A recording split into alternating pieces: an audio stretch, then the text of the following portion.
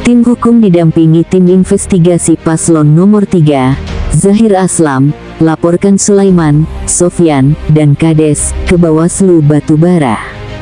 Pemirsa, setelah melaporkan Arsyad Nainggolan dan Sofyan ke Polda Sumatera Utara, Sabtu, tanggal 16 November tahun 2024, sekira pukul 11.30 WIB, tim hukum, didampingi tim investigasi, paslon nomor 3, Zahir Aslam, Bupati dan Wakil Bupati Batubara, juga melaporkan Sulaiman dan Sofyan, warga Pangkalan Dodek Baru, Kecamatan Medang Deras, dan para kades di Kecamatan Nibung Angus, ke Bawaslu Batubara, Kabupaten Batubara, Sumatera Utara.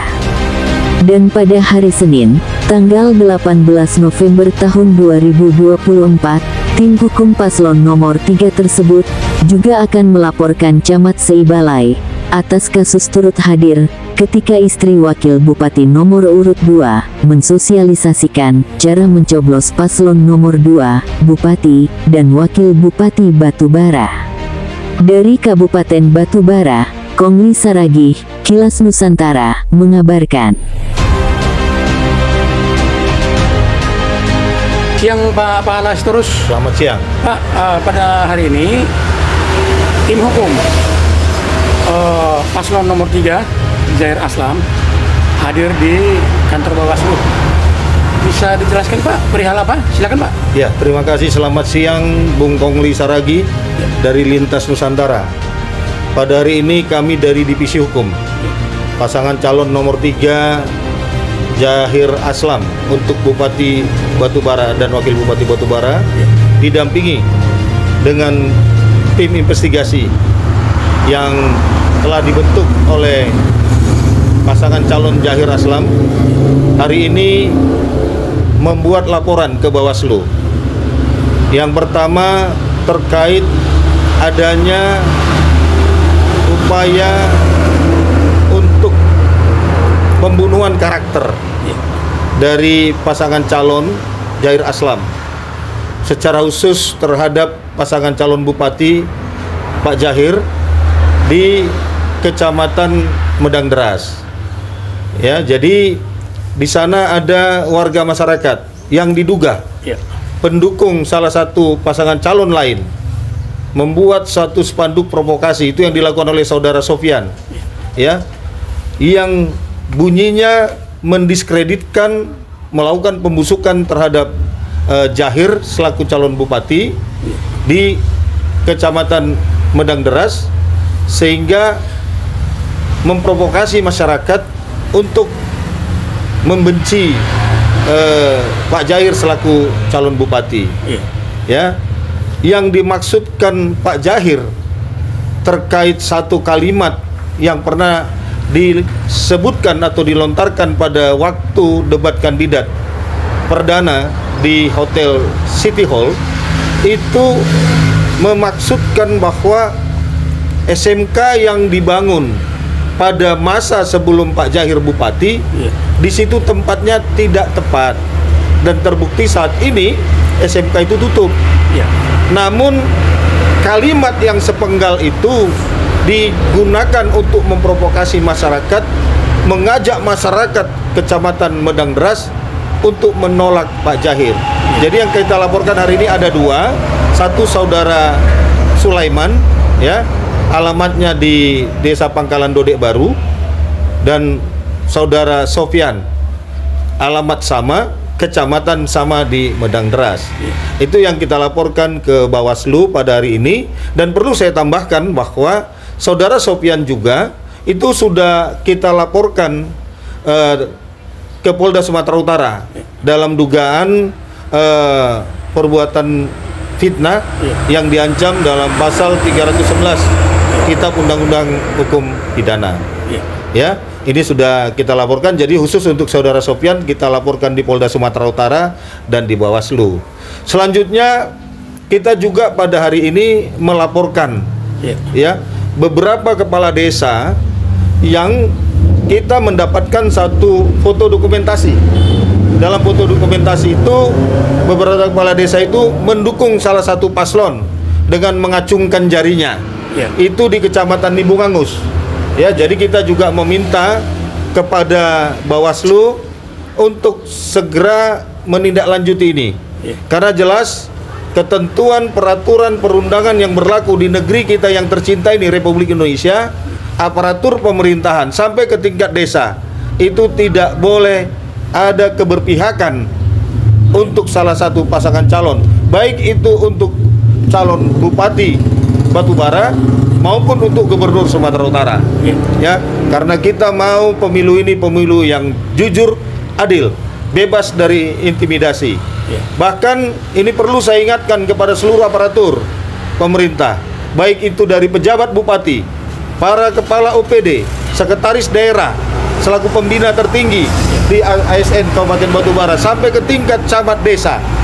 Jangan ada melakukan keberpihakan. Ya, ayomi masyarakat, layani masyarakat, lindungi masyarakat, arahkan masyarakat untuk ke TPS, bukan mengarahkan masyarakat untuk memilih salah satu pasangan calon. Bahkan kebijakan dari Kementerian Dalam Negeri, ya, Pak Tito Karnavian, Jenderal Polisi, sudah menyatakan untuk mengantisipasi adanya penyalahgunaan bansos dalam hal memobilisasi massa, itu bansos dihentikan, tidak boleh dibagikan sebelum selesai perhelatan pemilu 27 November 2024. Ini bukti nyata bahwa pemerintah pusat, ya, bahwa Bapak Presiden Prabowo Subianto tidak pernah mengarahkan kepada siapapun aparatur pemerintah untuk mengarahkan kepada salah satu pasangan calon. Jadi di sini juga saya minta kepada pejabat Bupati Batubara, karena ada yang kita laporkan aparatur desa, kita minta supaya selain nanti Bawaslu menindaklanjuti ini, kita minta pejabat Bupati Batubara untuk memanggil para kepala desa yang ada di Kecamatan Limbung Angus. Selain daripada itu, pada hari Senin kita juga akan melaporkan camat Kecamatan Sebale. Kami menemukan satu video beliau ada di salah satu kafe, ya, kafe apa namanya? Ya, ada kafe, nanti ada lengkap datanya, mendampingi bersama istri calon bupati dan wali bupati di luar dari paslon nomor 3 ini untuk mengarahkan masyarakat supaya memilih nomor 2. Beliau ada di situ, ya, beliau ada di situ. Yang mengarahkan memang bukan camat itu, tapi dia ada di situ, ada bersama dengan istri calon bupati dan wakil bupati. Ini juga akan kita tindak lanjuti ke Bawaslu, dan ini juga akan kita tindak lanjuti nanti ke pemerintah. Dalam hal ini kita minta inspektorat untuk melakukan pemeriksaan terhadap camat ini.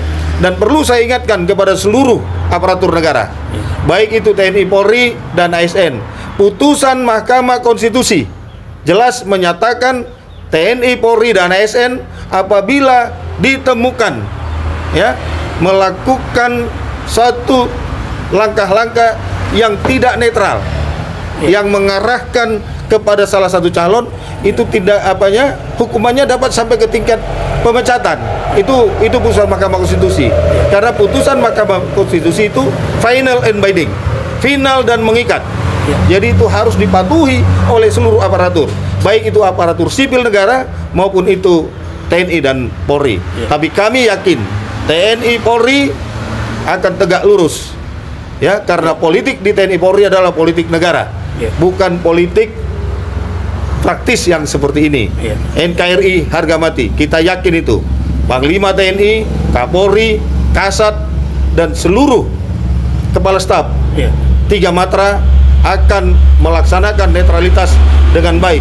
Karena Menko Politik juga, ya, Jenderal Polisi Purnawirawan Budi Gunawan juga telah menekankan ke seluruh aparatur supaya bersikap netral, ya. Demikian juga pejabat Gubernur Sumatera Utara pada tanggal 8 November yang lalu, ketika pelantikan pejabat eselon 2 di Pemprovsu, menekankan kepada pejabat yang dilantik untuk tidak boleh cawe-cawe kalau istilah sekarang, untuk tidak boleh keberpihakan kepada salah satu calon, harus bertindak netral. Itu berlaku dari mulai ASN yang tertinggi sampai ASN yang terendah. Baik di TNI Polri berlaku dari yang tertinggi sampai yang terendah. Itu netralitas harga mati. Seperti NKRI harga mati. Saya kira itu, dan pada kesempatan ini kami berterima kasih kepada Bawaslu.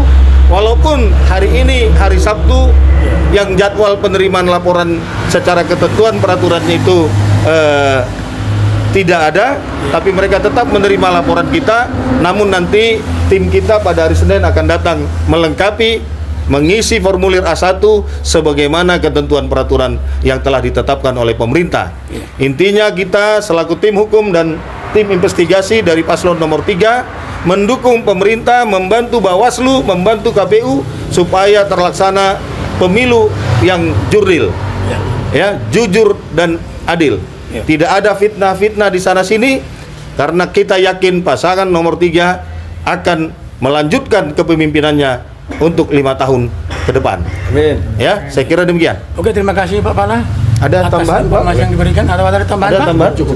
Cukup, Pak? Ya. Semoga kehadiran Bapak di kantor Bawaslu bisa kelak memberikan pemilihan Pilkada 2024 jujur dan adil, ya Pak ya. Ya. Oke, terima kasih Pak sekali lagi.